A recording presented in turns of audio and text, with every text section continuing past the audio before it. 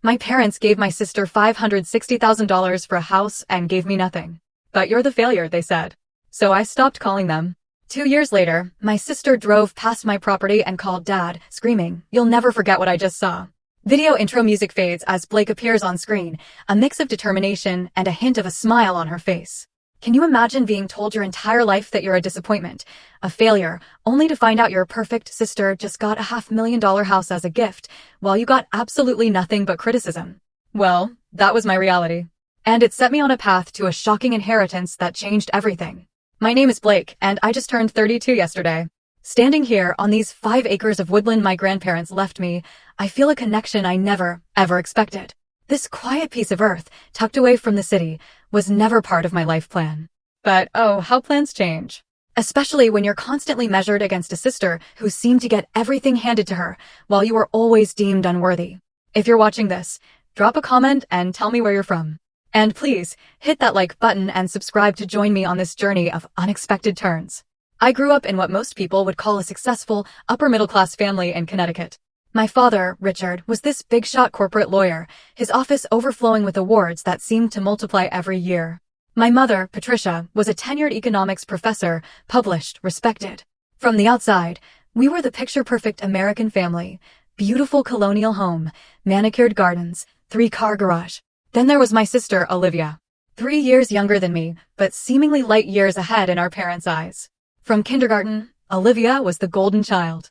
Perfect report cards, science competition wins, playing the violin with the precision of someone twice her age. Our parents beamed at her accomplishments.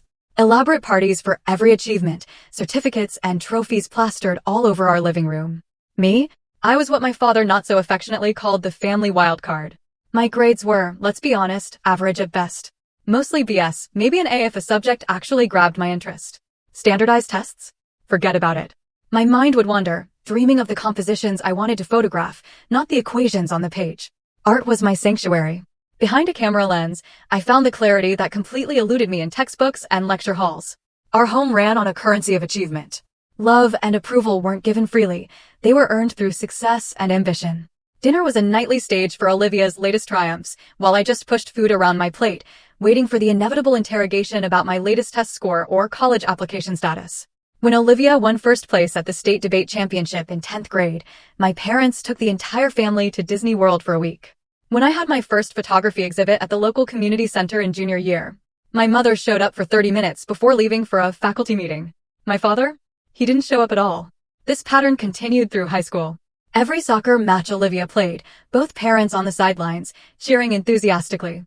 When I stayed late in the darkroom, I walked home alone, often with my wet prints carefully protected in my backpack.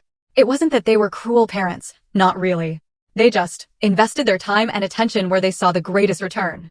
The defining moment, the one that really solidified our family dynamic, came during my senior year. I'd been accepted to a few colleges, including a prestigious art school in New York and the law program at my father's alma mater.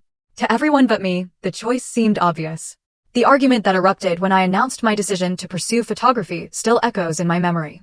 We were at the dining table, the fancy one, reserved for special occasions and, serious discussions.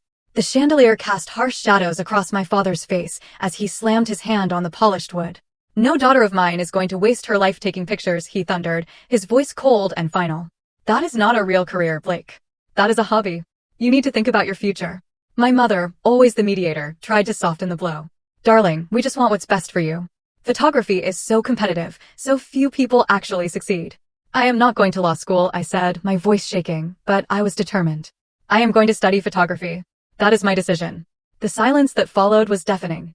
Then my father stood up, straightened his tie, and delivered the ultimatum that would change our relationship forever. "If you choose this path, you choose it alone. We will not pay for an art degree. Our money is for real education, not fantasies." I can still remember Olivia's face across the table. A mixture of shock and something else. Pity? Relief that she wasn't the target of his disappointment? Maybe a bit of both. That night, I made the decision that shaped the next decade of my life.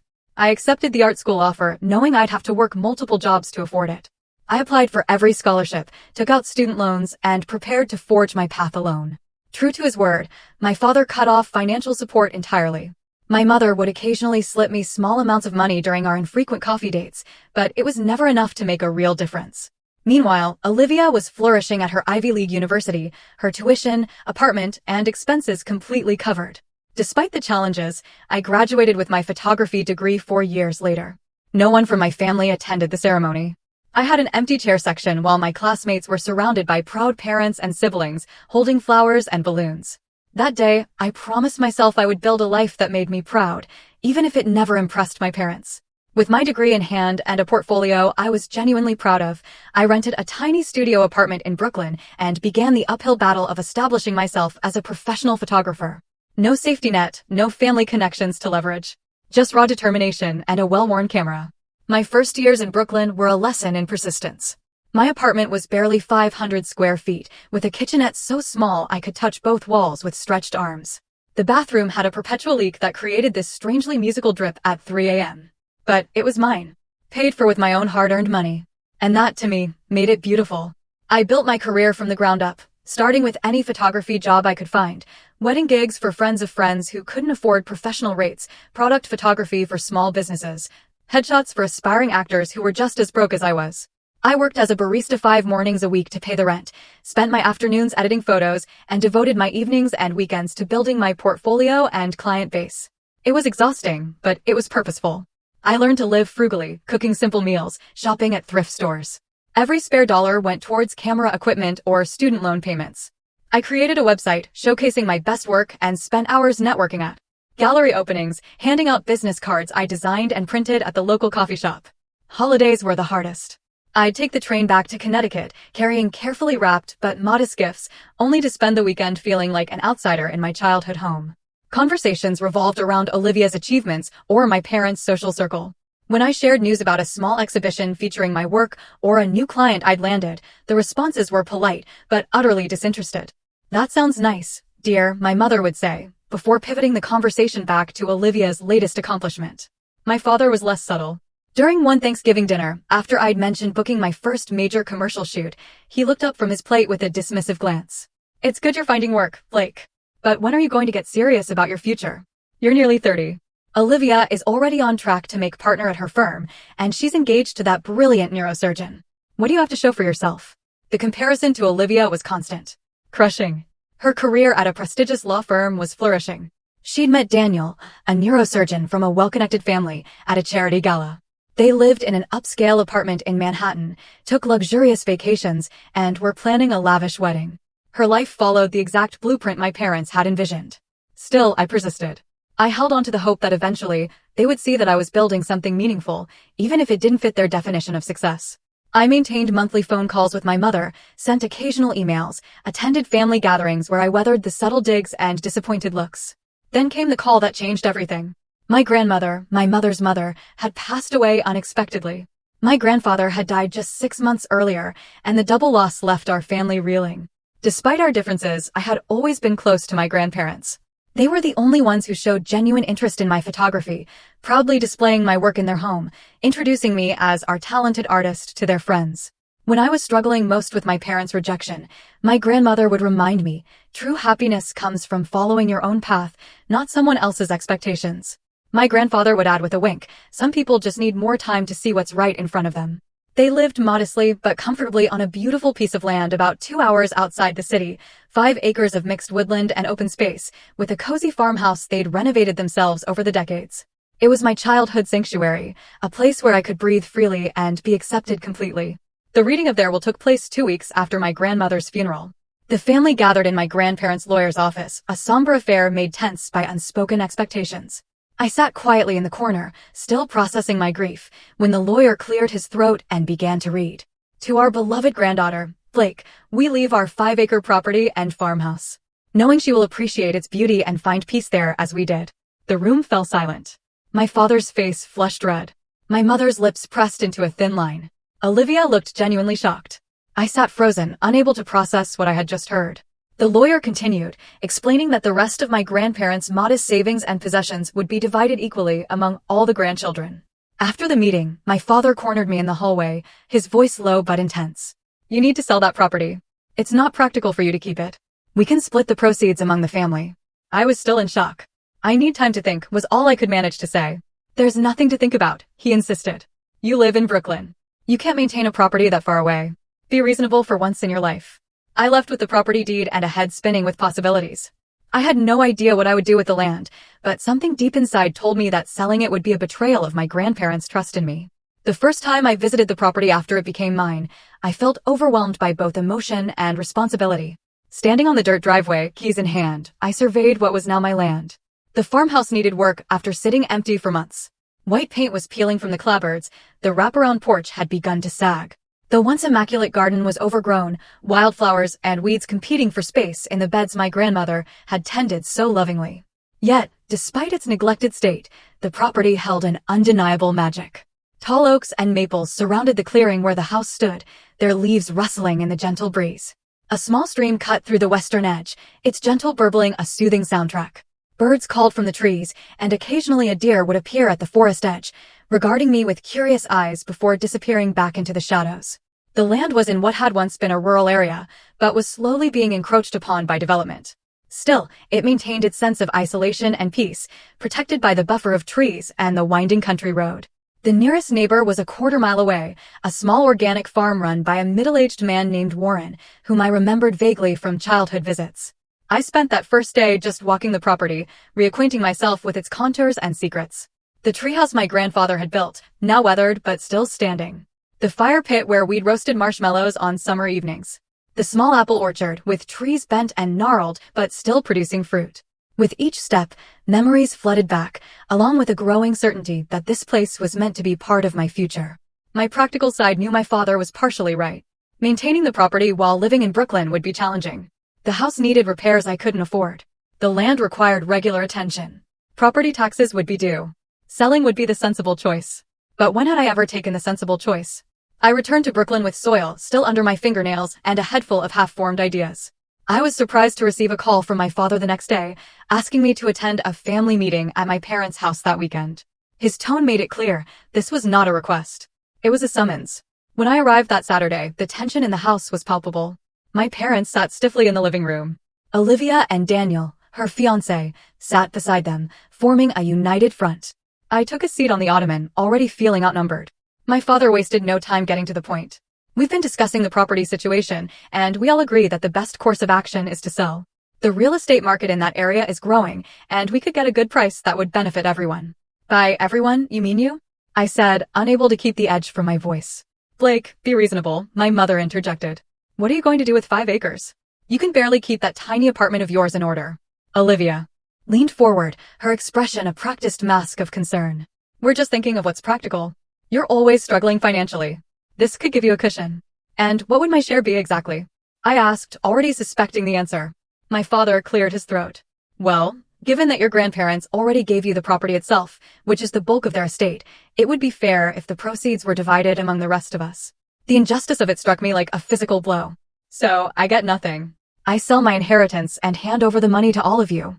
You need to think about what's best for the family, my father said, his lawyer voice emerging. This is about being practical. No, this is about control. I shot back, a lifetime of frustration bubbling to the surface. This is about you being unable to accept that I might have something valuable that you don't control. The argument escalated quickly. Words were said that could not be taken back. And then, in a moment I will never forget, my father stood up and pointed his finger at me, his face contorted with anger. You have been nothing but a disappointment since the day you chose that worthless career, he shouted. A complete and utter failure. We gave you every opportunity and you threw it all away for what? Pictures? While your sister has made something of herself, built a real career, started a real life. The room fell silent. Even Olivia looked shocked at the outburst. A real life, I repeated quietly. You mean the life you orchestrated for her? The one you bankrolled completely. Daniel shifted uncomfortably on the sofa. Olivia wouldn't meet my eyes. What does that mean? My mother asked, her voice suddenly cautious. It means I know about the house, I said, looking directly at Olivia. The $560,000 house you got as a wedding present while I was working 3 jobs to make rent. The secret that had been kept from me tumbled out in the ensuing silence. My parents had purchased a luxury townhouse for Olivia and Daniel as a wedding gift, complete with custom renovations and designer furnishings. $560,000 of support, while I had been cut off completely for pursuing my passion. That's different, my father insisted. Olivia chose a sensible path. She earned our support. She earned your love, I corrected him. I never did. I stood up, suddenly feeling calmer than I had in years. I am not selling the property. Not now, not ever. It's the one thing in my life that came without conditions, without judgment. I'm keeping it. You're making a mistake, my father warned. No, I said, heading for the door. For the first time in a long time, I am absolutely certain I am not. I left without looking back, ignoring my mother's calls to return and discuss things rationally. In my car, I let out a breath I felt like I'd been holding for years. Then I did something I had never done before. I drove straight to the property, arriving as the sun was setting over the trees. I parked in the overgrown driveway, walked to the porch, and sat on the steps. Okay, I whispered to the darkening sky. Let's do this. 2 years passed in what felt like both an instant and an eternity. The day after that fateful family meeting, I made a decision that shocked even myself. I gave notice on my Brooklyn apartment, put most of my possessions in storage, and moved temporarily into the farmhouse with just the bare essentials and my camera equipment. The first few months were brutal. The house needed significant repairs I couldn't afford all at once. I slept in the small guest bedroom, the only room without water damage or drafty windows. I showered with a garden hose rigged to an outdoor spigot until I could afford to fix the plumbing. I learned to patch roof leaks, replace rotted wood, and repair crumbling plaster through YouTube tutorials and pure trial and error. My career underwent a transformation as dramatic as my living situation.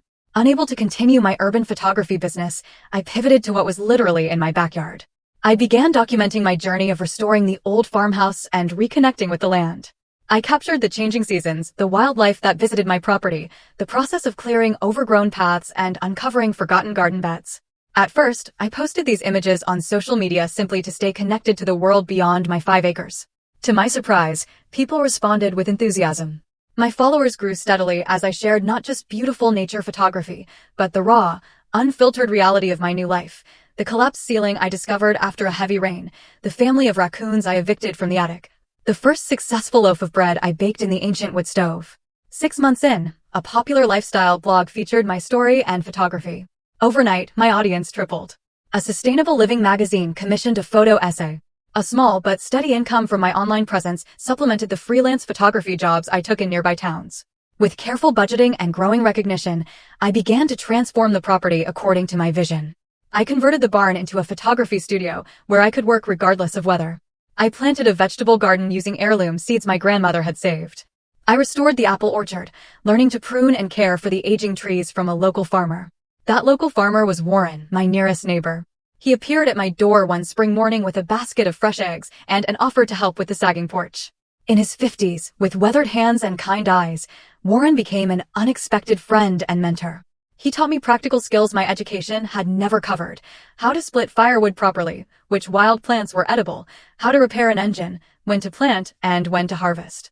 In return, I helped him establish an online presence for his small organic farm, photographing his produce and creating a website that attracted new customers from surrounding towns. Our friendship evolved naturally, two solitary people finding unexpected connection through shared work and mutual respect. My tiny house movement inspired social media following turned into a modest but lucrative business opportunity. I began hosting weekend photography retreats, teaching small groups of enthusiasts how to capture the beauty of nature. The old farmhouse, now partially renovated with Warren's help and skills I never knew I possessed, became a rustic guest house. I built 2 tiny cabins deeper in the woods for additional accommodation, each designed to blend with the natural environment while providing simple comfort. The irony was not lost on me.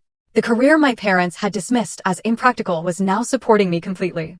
The property they had insisted I could not maintain had become both my home and my livelihood. I had created something uniquely mine on my own terms. My relationship with my family remained distant, but no longer dominated my thoughts.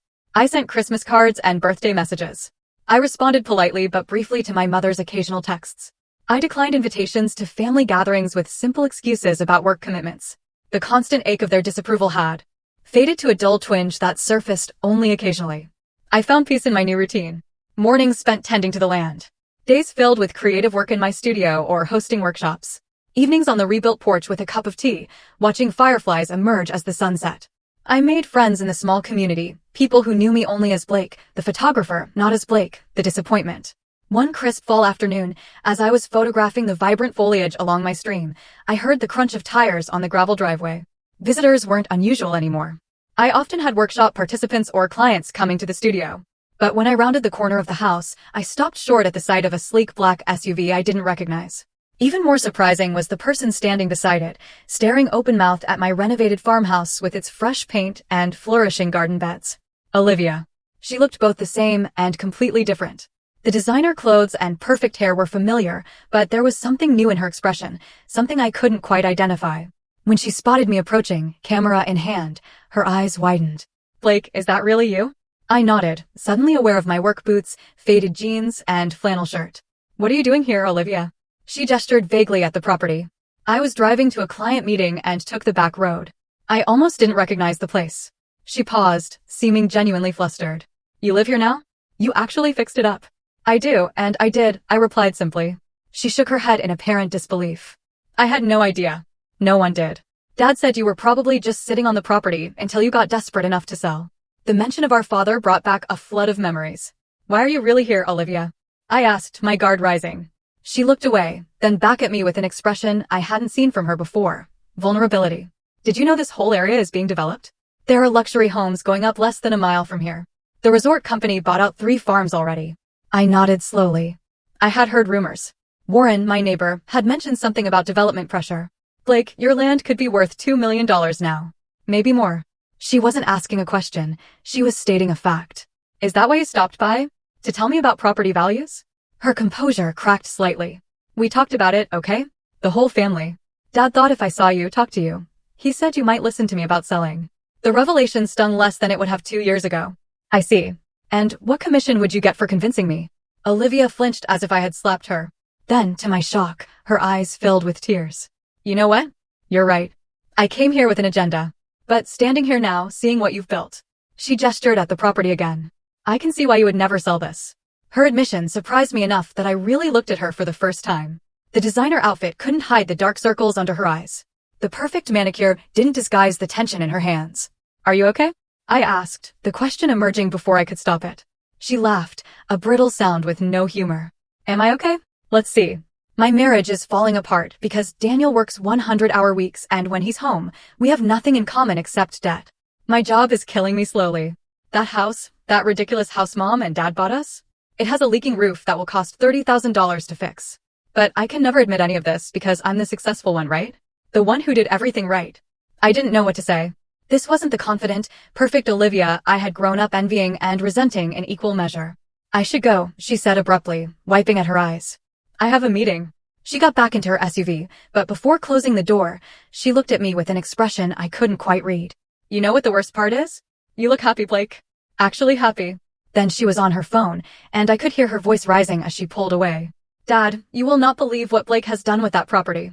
We need to. The rest of her words were lost as the SUV disappeared down the driveway, leaving me standing alone in the yard, camera still in hand, wondering what storm was brewing on the horizon. That unexpected visit from Olivia left me unsettled for days. I found myself glancing toward the driveway whenever I heard a car on the road, half expecting to see my entire family arriving to confront me. But a week passed with no further contact. Then too, I began to relax, focusing again on my work and the approaching winter. I had just finished winterizing the beehives Warren had helped me establish when I heard another vehicle approaching. This time, I recognized the sound of Olivia's SUV before I saw it. What I hadn't expected was to see her parking beside a rental car that had arrived moments earlier. Olivia emerged from her vehicle, looking even more polished than during her last visit, as if she had armored herself in designer clothing. From the rental car stepped Daniel, her husband, looking uncomfortable in casual clothes that still managed to scream expensive. They stood awkwardly in my driveway, clearly waiting for something or someone. I didn't have to wonder for long. Another car appeared, my parents' luxury sedan that I recognized instantly. My stomach tightened as they parked and stepped out. My father's face set in the determined expression he wore to court, my mother looking anxious beside him. "What is this? A family reunion?" I called out, trying to keep my voice light despite the anxiety churning inside me. "We need to talk, Blake," my father said, skipping any greeting whatsoever. "About the property situation." Before I could respond, Warren's pickup truck rumbled up the drive, coming to a stop behind the lineup of expensive vehicles. He nodded to me as he climbed out, a silent message of support that warmed me despite the circumstances. "I invited Warren to join us," I said, gesturing to my neighbor. "Since any discussion about this land affects him too." My father frowned, but said nothing as Warren approached, wiping his hands on his jeans. "Shall we go inside?" I suggested, leading the unexpected gathering toward my home. The looks on my family's faces as they entered the renovated farmhouse were almost worth the tension of the moment. The sagging floors had been leveled and refinished to a warm, golden glow. The crumbling plaster walls had been replaced with sustainable materials in soft earth tones.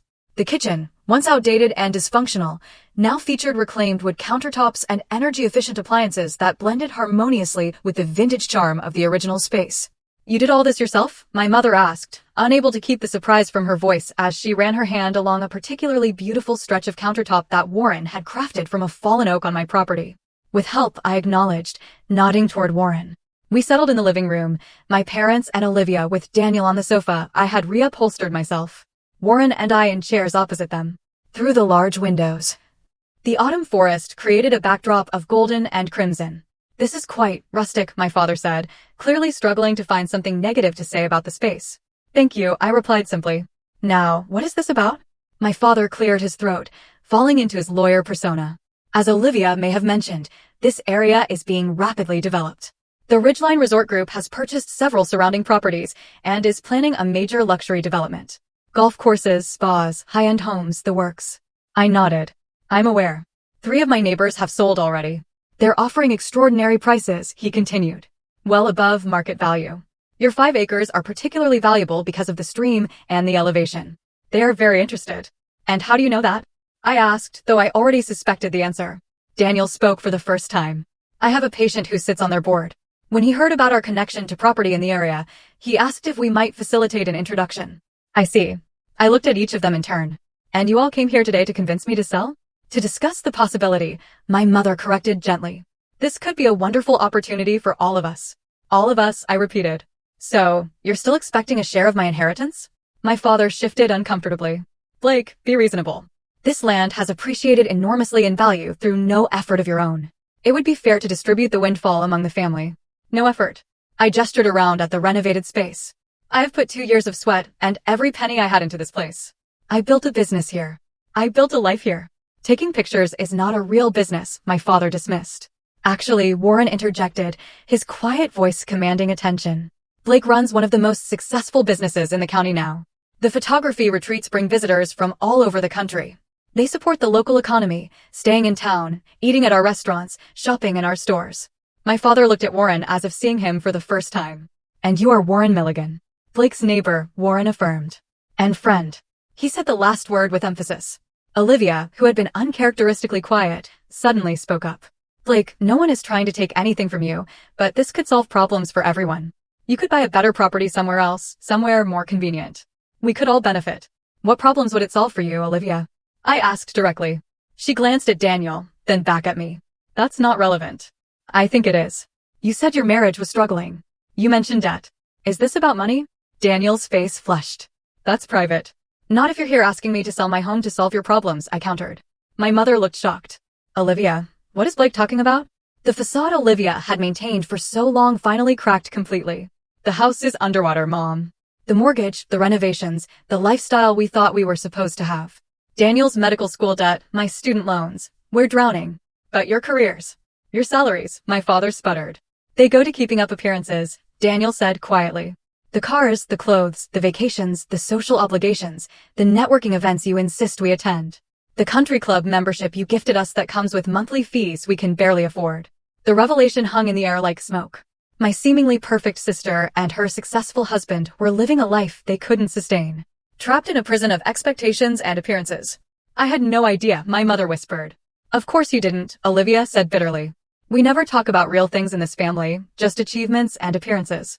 I looked at my sister with new eyes, seeing not the golden child who had everything handed to her, but someone as trapped by our parents' expectations as I had been.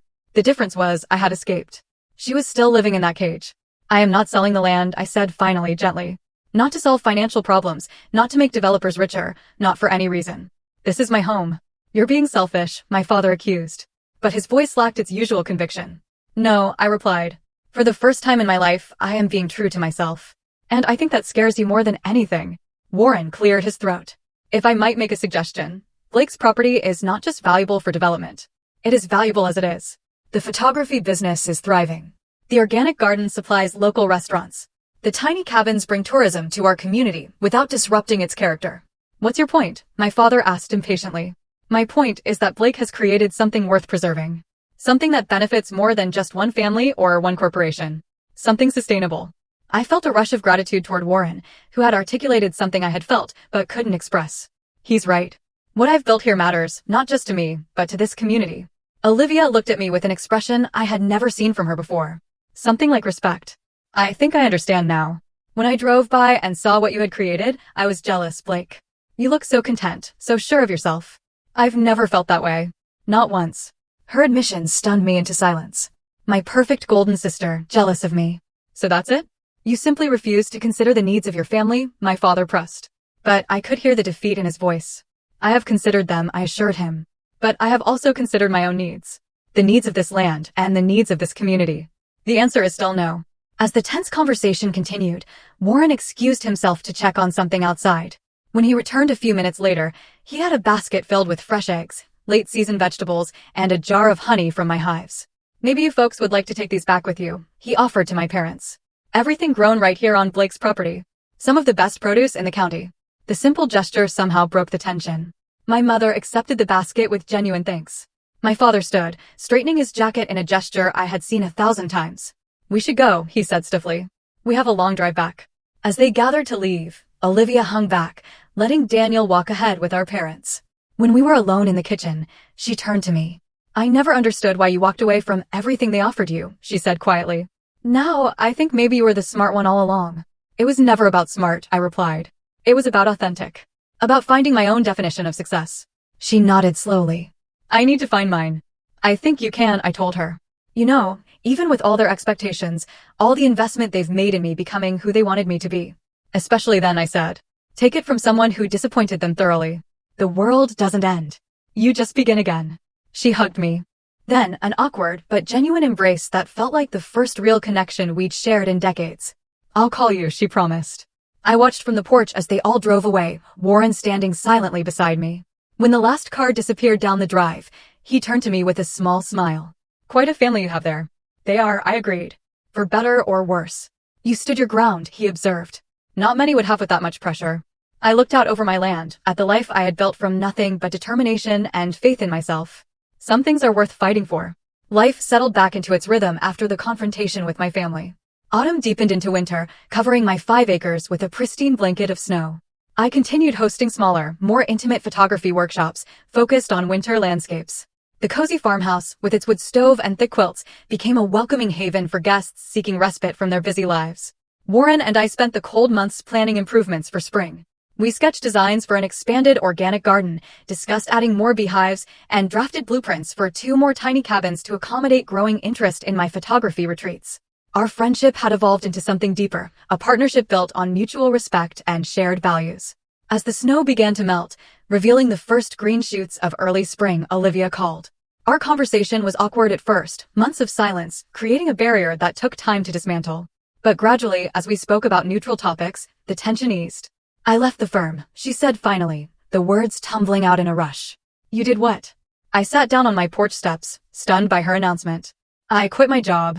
Left the partnership track. Daniel and I are selling the house too. Olivia, that is huge. Are you okay? She laughed, a genuine sound I had rarely heard from her. I think I am. For the first time in forever, I feel like I can breathe. Daniel is cutting back his hours too. We're renting a small apartment while we figure things out. What did Mom and Dad say? I asked, already imagining their reaction. Dad didn't speak to me for 2 weeks, she admitted. Mom cycles between concern and disappointment. But you know what? I'm sleeping through the night for the first time in years. We talked for over an hour. Really talked. Perhaps for the first time as adults. About expectations and appearances, about finding happiness versus achieving success, about the courage it takes to disappoint the people who raised you. I've been thinking about what you said, Olivia told me before we hung up, about finding my own definition of success. I'm looking into environmental law, using my degree for conservation work instead of corporate profits. That sounds perfect for you, I said, meaning it. I'd like to come visit again sometime, she added hesitantly. Just me. To see your place properly, maybe learn a bit about what you do. I would like that, I replied, surprised to discover how much I meant it. True to her word, Olivia visited a month later. She arrived wearing jeans and hiking boots, her hair pulled back in a simple ponytail, looking younger and more relaxed than I had seen her in years. We spent the weekend exploring the property, talking about our childhoods and the different paths our lives had taken. She asked thoughtful questions about my photography business, genuinely interested in understanding what I had built. On Sunday afternoon, As we sat on the porch drinking tea, she broached the subject we had been avoiding. "Mom and Dad want to visit," she said, watching my reaction carefully. "They asked me to ask you if that would be okay." I set my mug down slowly, processing the request. "Why no?" Olivia shrugged. "I think seeing me make such a big change shocked them.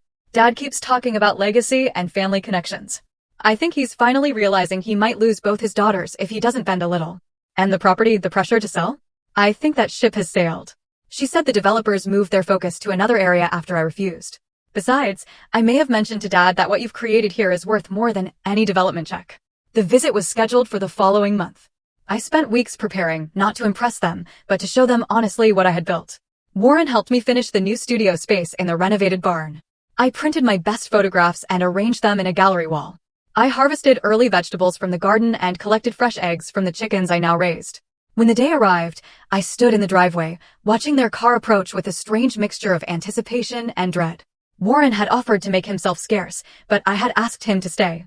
His steady presence beside me was a reminder of the life and community I had created, independent of my family's approval. My parents emerged from their car, looking slightly disoriented, as if they had accidentally arrived at the wrong address. My father wore casual clothes that still managed to look stiff and formal. My mother carried a houseplant as a gift, clutching it like a shield. "Blake," she said, stepping forward to kiss my cheek. "The place looks different than I remember." "It has changed a lot," I agreed. "Come in, I'll show you around."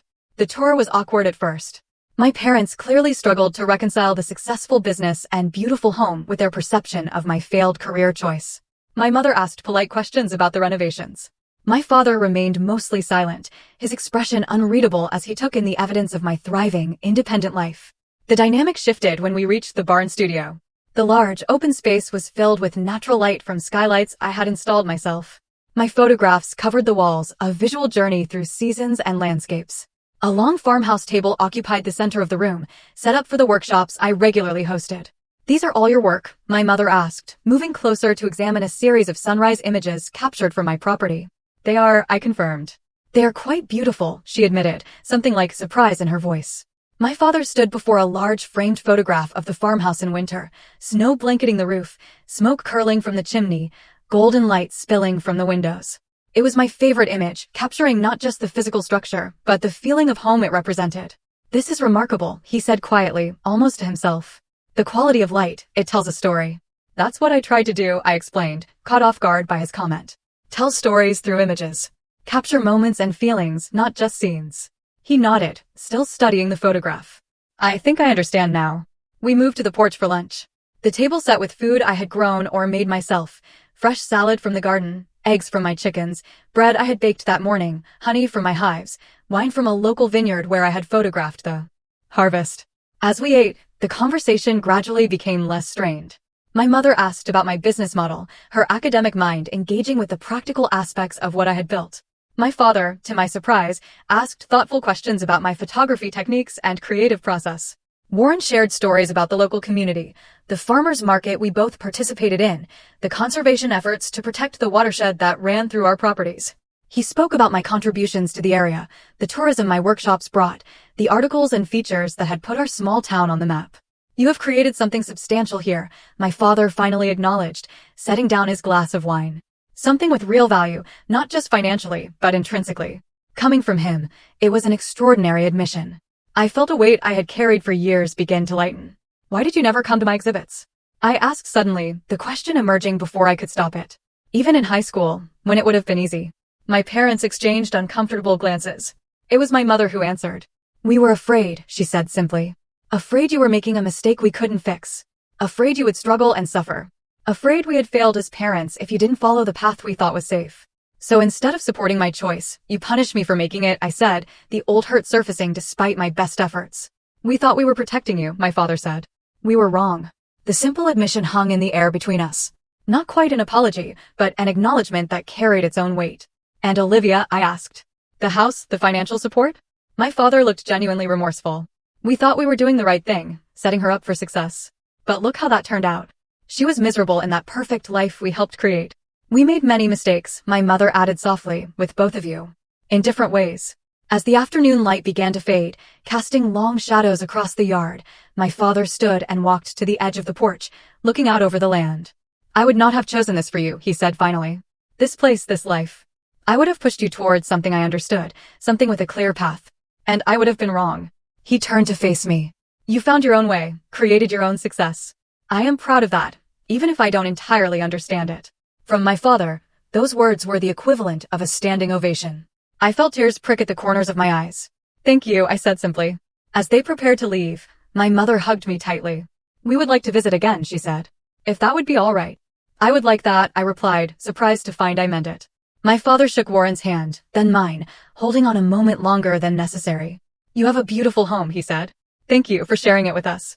We stood in the driveway, Warren and I, watching their car disappear down the road as the setting sun painted the sky in shades of pink and gold. You okay? Warren asked quietly. I nodded, feeling a complex mixture of emotions I couldn't quite name. I think so. It's not fixed, not completely. But it's a start.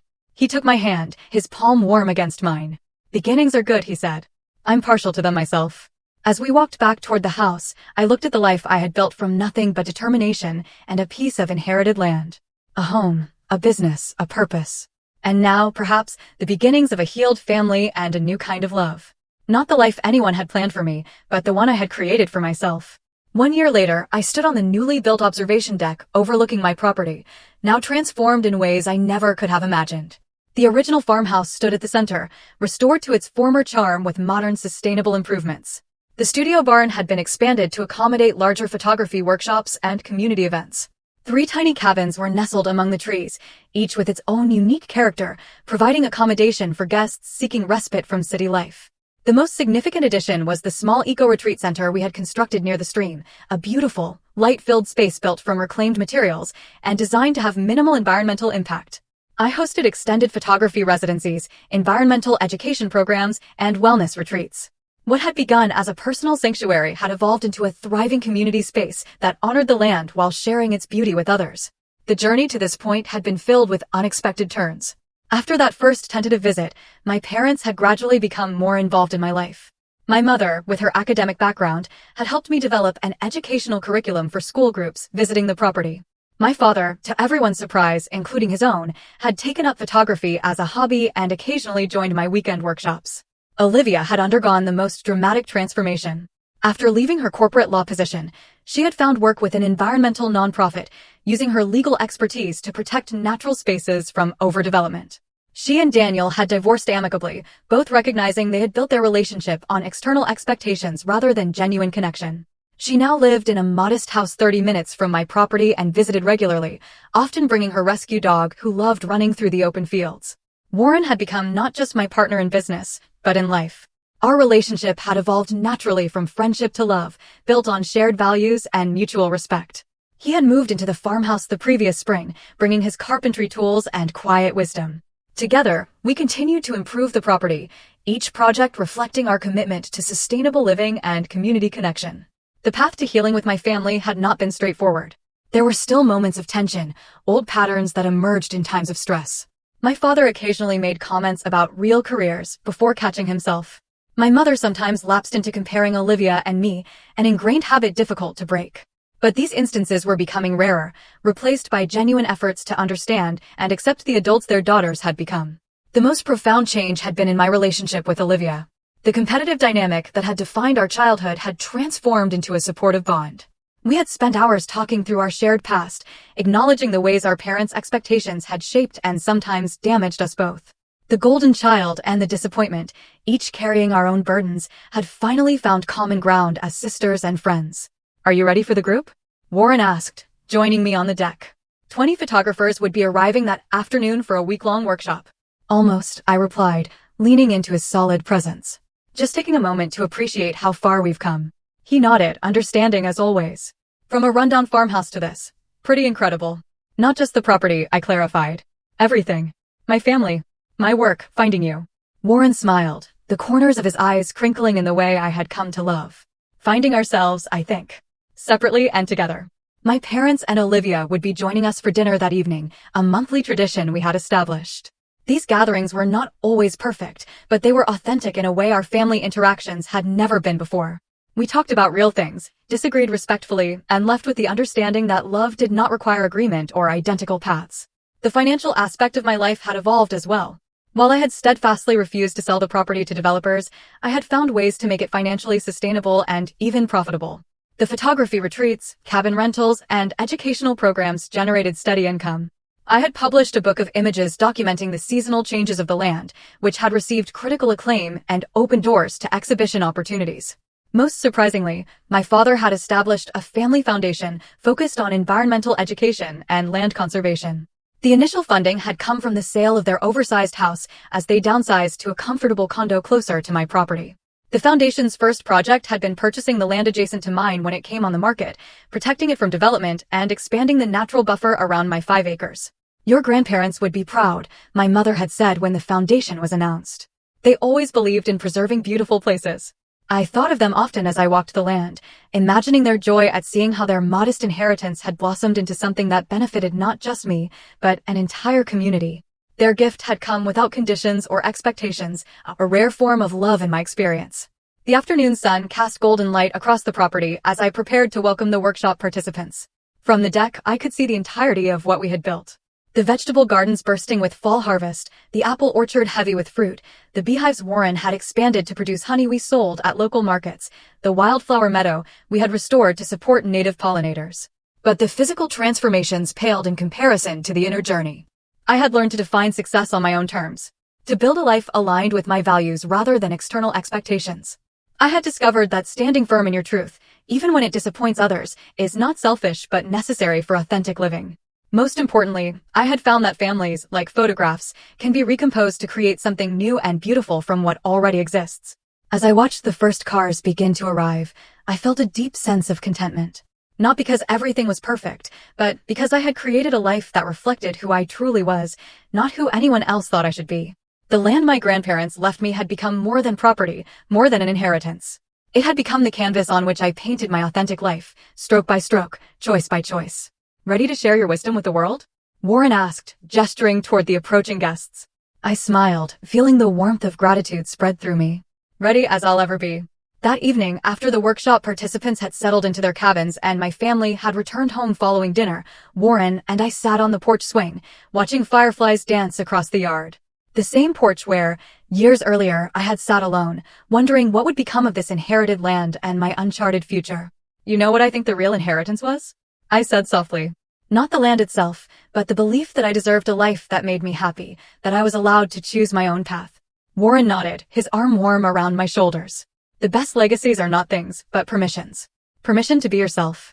Permission to build something meaningful." As darkness settled around us, I thought about the journey that had brought me here. From the disappointed daughter to confident creator. From isolated artist to community builder. From a person seeking approval to one offering inspiration. The road had not been easy or straight. But every difficult turn had led me exactly where I needed to be. "What are you thinking about?" Warren asked, noticing my contemplative silence. "That true success is not measured in property or possessions," I replied, finding the words for the lesson I had lived. "It is measured in authenticity, in the courage to build a life true to yourself, even when others don't understand. In creating space where others feel free to do the same." In the distance, an owl called softly from the forest edge. A familiar evening sound that never failed to remind me how fortunate I was to call this place home.